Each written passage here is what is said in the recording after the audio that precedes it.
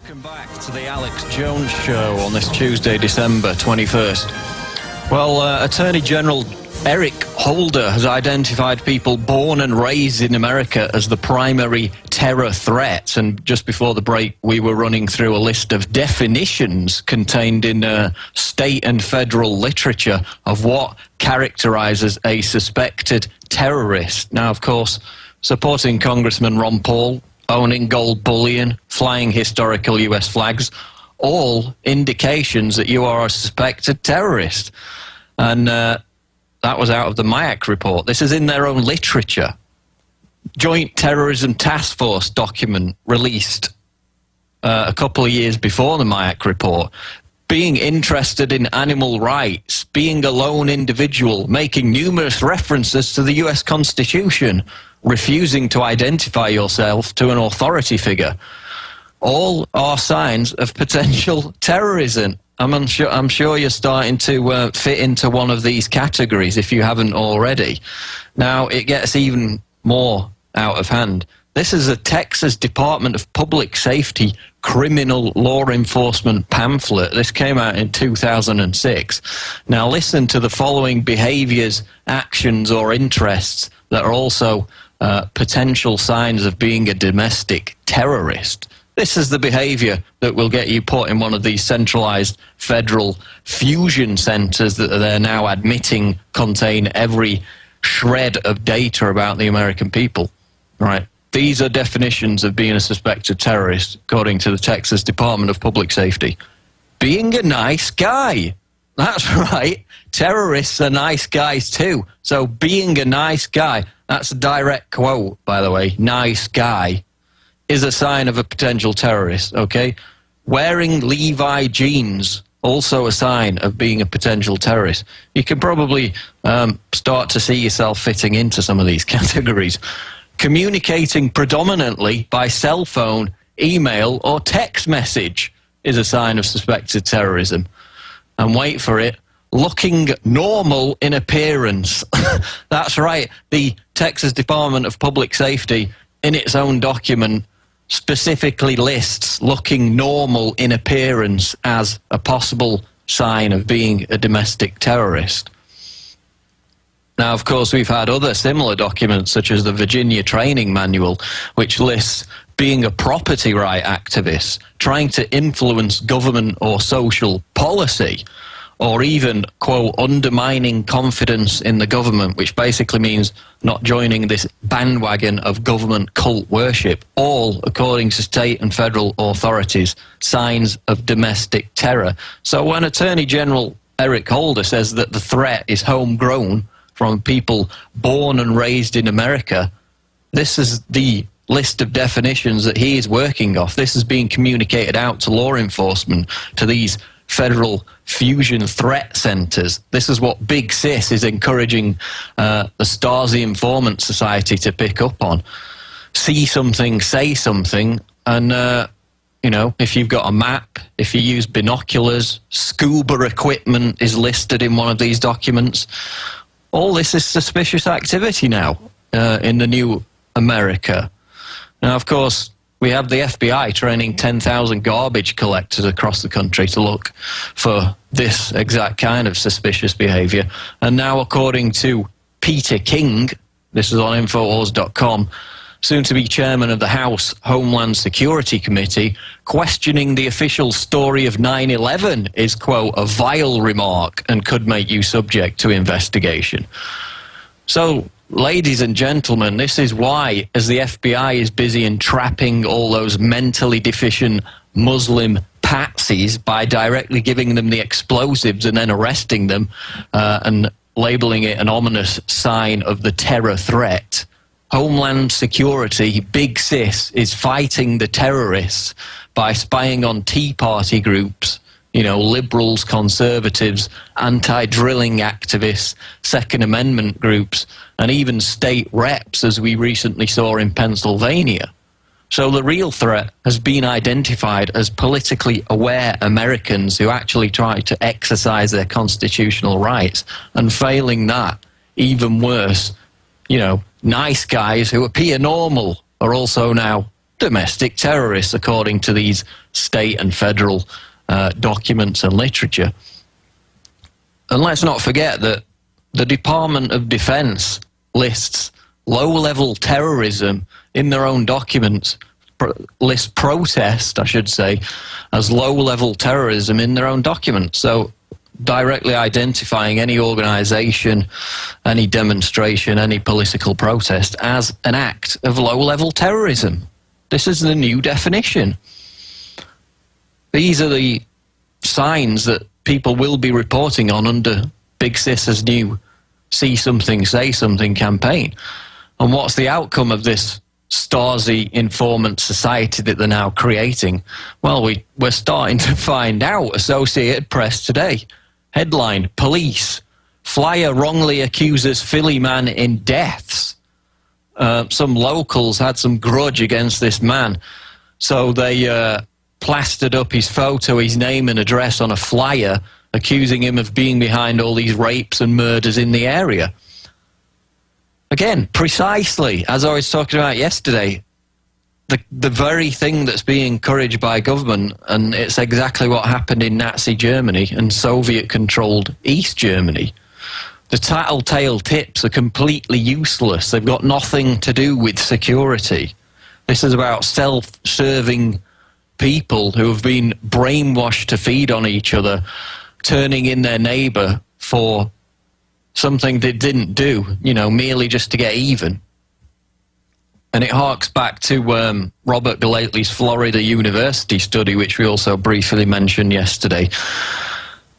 People did it for reasons of personal grandeur, for career prospects. There was even one example of somebody who lived with another couple, and they were not the cleanest individuals when using a shared bathroom. So they reported them to the local Gestapo as being, you know, a political subversive, and they were carted off to the work camp. And now we're starting to see this filter into America, where people are reporting their neighbours for rapes and murders which they had nothing to do with, simply to get back at them for a grudge. So it's already unfolding. And all this information that they report, remember, is being sent directly to these federal fusion threat centres, where they then use it to identify suspected terrorists. And what's the purpose? It's to make Americans rigidly conform their behaviour, their every action, everything they say, to what's expected of them by their rulers.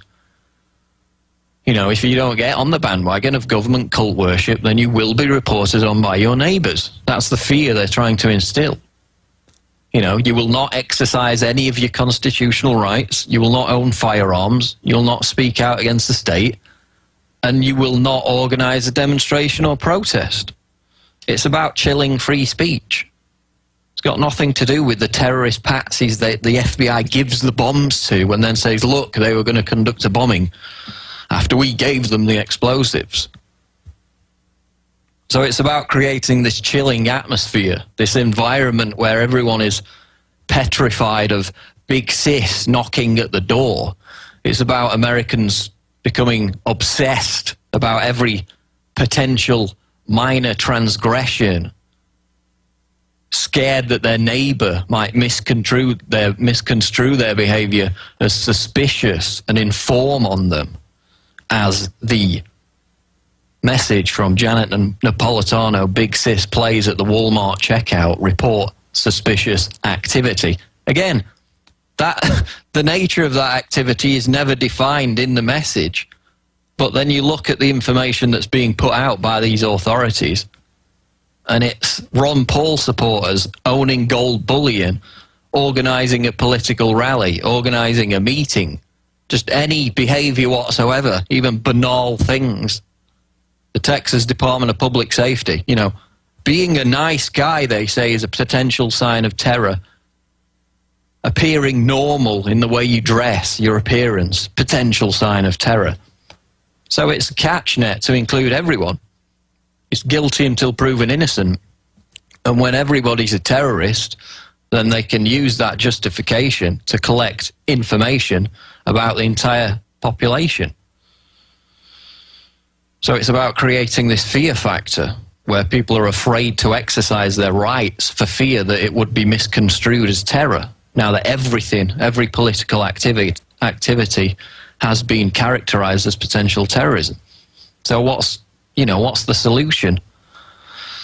Well, as the old cheesy saying goes, feel the fear and do it anyway. I mean, the only way you can combat a flagrant attempt to carry out what is an end run around the Bill of Rights by making people afraid to exercise those rights is just to exercise them more strongly and proudly than ever before.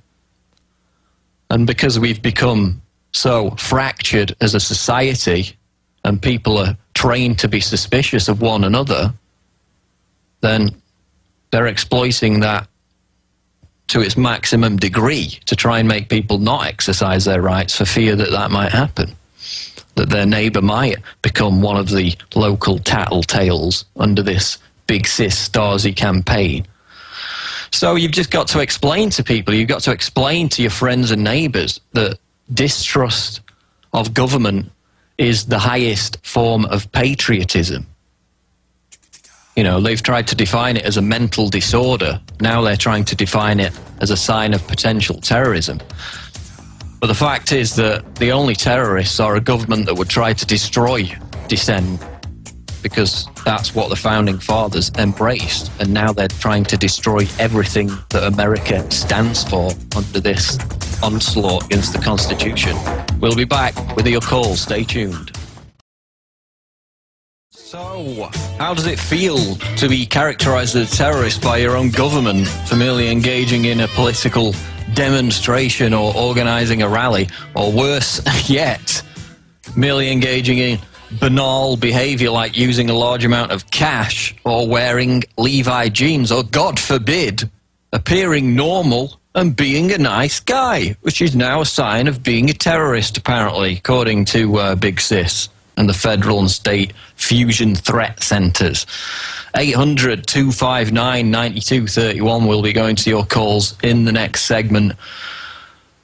Now, running parallel to this new purge against the American people by trying to define everyone as a Al-Qaeda member, we've got them trying to craft this new version of the Espionage Act to identify people who use the internet to criticize government as traitors and spies. And now, of course, today, Jenna Chowsky at the FCC is about to pass this so-called net neutrality bill, which will basically turn the internet into a cable TV-style controlled and regulated domain. And, it's just like they called it the Patriot Act when it was the most unpatriotic thing imaginable. This is the exact opposite of net neutrality. And as Senator Al Franken writes on an article which we posted today at prisonplanet.com, quote, mobile networks like AT&T and Verizon Wireless would be able to shut off your access to content or applications for any reason. For instance, Verizon could prevent you from accessing Google Maps on your phone, forcing you to use their own mapping program, Verizon Navigator, even if it costs money to use it and isn't nearly as good. Or a mobile provider with a political agenda could prevent you from downloading an app that connects you with the Obama campaign, or for that matter, a Tea Party group in your area. It gets worse, writes Franken. The FCC has never before explicitly allowed discrimination on the internet, but the draft order takes a step backwards, merely stating that so-called paid prioritization, the creation of a fast lane for big corporations who can afford to pay for it, is cause for concern. Now, in the name of protecting net neutrality, Jenna Chowsky at the FCC is personally calling up the CEOs of these top corporations to craft this bill. So it's just like Obamacare being written by the insurance companies. The very corporations that these rules about the internet are supposed to curtail are being written by the same corporations. And basically it gives major internet backbone hubs the power to block access to websites they don't like.